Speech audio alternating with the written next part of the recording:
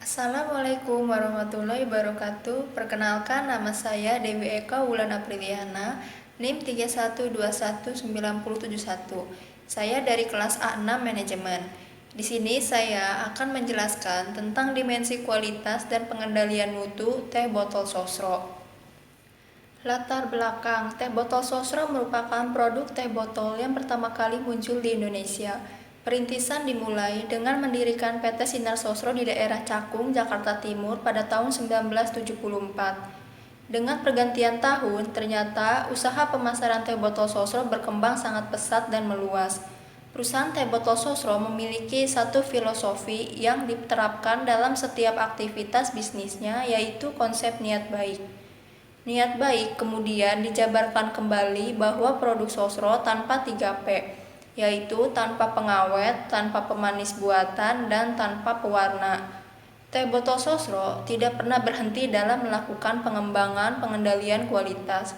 Pengendalian kualitas yang dilakukan teh botol sosro ditandai dengan adanya suatu departemen pengendalian kualitas yang dibawahi oleh manajer pengendalian kualitas yang menangani terhadap jaminan kualitas mutu terhadap produk yang ditangani mulai dari bahan baku, proses, dan yang terakhir adalah produk jadi, guna meniadakan adanya kegagalan mutu serta aman dikonsumsi oleh konsumen.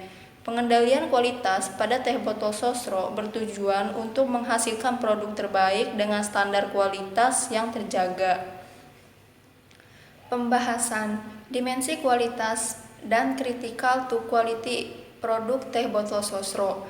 Dimensi kualitas merupakan syarat agar suatu nilai dari produk memungkinkan untuk bisa memuaskan pelanggan sesuai harapan. Adapun dimensi kualitas produk meliputi kinerja, estetika, keistimewaan, kehandalan, dan juga kesesuaian. Dimensi kualitas yang dapat ditemukan dalam produk teh botol sosro yaitu persepsi kualitas, estetika, dan pelayanan. Yang pertama, dimensi persepsi kualitas. Produk teh botol sosro terkenal dengan citra tanpa 3P, yaitu tanpa pengawet, tanpa pemanis buatan, dan tanpa pewarna. Selain memproduksi teh botol, jasmine tea, teh botol sosro juga memproduksi fruity. Yang kedua, dimensi estetika produk juga sangat diperhatikan oleh teh botol sosro. Estetik produk teh botol sosro dapat terlihat pada bentuk teh botol yang simpel dan mudah dipegang. Packaging yang menarik juga akan meningkatkan interest dari konsumen. Yang ketiga, dimensi layanan produk.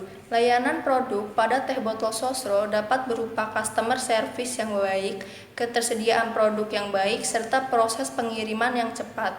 Salah satu tools untuk menguraikan atau mengkomposisikan permintaan konsumen yang cukup luas menjadi permintaan konsumen yang terkuantifikasi dan lebih mudah memprosesnya, yaitu CTQ atau critical to quality adalah kunci karakteristik yang dapat diukur dari sebuah produk. Critical to quality pada produk teh botol sosro terdapat pada 3 aspek. Yang pertama, pada fisik ada 2 subfaktor, yaitu variasi produk dan ketersediaan produk memiliki pengaruh terhadap kepuasan konsumen. Yang kedua, pada sensor ada 2 subfaktor, yaitu rasa dan penampilan produk. Maksud dari aspek sensor yaitu di mana produk dapat diterima oleh pasar. Yang ketiga, pada aspek waktu ada subfaktor, yaitu masa kadaluarsa dan pengiriman. Pengendalian kualitas teh botol sosro. Departemen ini mempunyai tanggung jawab penuh terhadap kualitas produk yang dihasilkan. Pengawasan mutu bahan baku maupun bahan tambahan yang datang dilakukan oleh seorang petugas incoming material di bawah pengawasan Departemen Pengendalian Kualitas. Pemeriksaan dilakukan baik secara virtual atau langsung saat datang maupun secara kimia di laboratorium. Pemeriksaan di unit produksi dilakukan oleh seorang analis kimia dari Departemen Pengendalian Kualitas, di mana analis ini berada di unit produksi langsung untuk mencatat lancar tidaknya suatu produksi, termasuk pengecekan hal-hal yang erat dengan alur produksi. Pengawasan mutu sampel ini lebih lanjut dilakukan oleh analis kimia di laboratorium. Analisa mikrobiologis dilakukan oleh seorang analis mikrobiologis. Tujuan dari analisa mikrobiologis yaitu untuk mengetahui ada atau tidaknya cemaran mikroba selama proses pembuatan teh botol sosro. Tujuan yang lain yaitu untuk mendeteksi dini adanya cemaran mikroba sehingga dapat menentukan langkah awal pencegahan dari pencemaran mikroba. Proses produksi teh botol sosro. Proses produksi dari teh botol sosro terdiri dari 5 tahap proses. Yang pertama, incoming material, yaitu proses penyediaan bahan baku, bahan pengemas, maupun bahan pembantu yang diperlukan dalam proses produksi, didapat dari beberapa perusahaan. Yang kedua, rekayasa proses, dibagi menjadi 3 tahap, yaitu unit water treatment, merupakan tahapan perlakuan awal proses produksi untuk mendapatkan air yang berkualitas sebagai bahan baku pembuatan teh botol sosro. Yang kedua, unit boiler, merupakan unit penghasil uap panas yang nantinya digunakan dalam proses produksi baik pada unit kitchen maupun pada proses bolting.